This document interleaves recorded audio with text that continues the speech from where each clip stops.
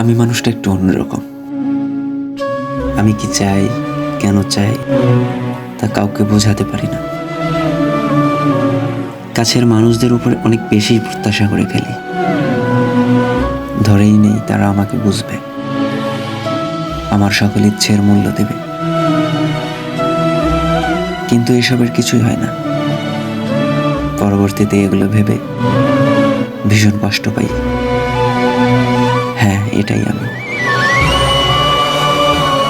Hare Krishna.